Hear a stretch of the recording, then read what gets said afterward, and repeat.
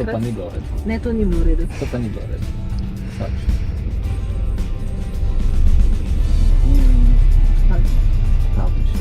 Še en krog, pa ga tjada. No, daj. Pazi.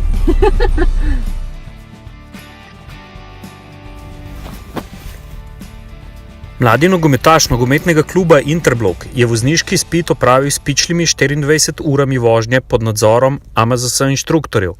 Ob tem pa si je izkušnje na cesti nabiral tudi v vožnji s spremljevalcem, pod budnim očesom mame Diane, in komaj čakal, da se bo na vsakodnevne treninge nogometa lahko vozil sam.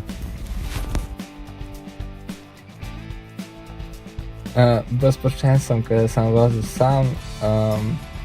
Bolj sem mogel biti pozoren na vse stvari okoli sebe, zato ker me je prej na te opozarjala moja mama. Ja, bilo je kar v redu, je dost mirna, ampak me parkrat opozori, nekaj še žmigovca ali pa da začnem bremzati po kakšne predstave. To je pa to.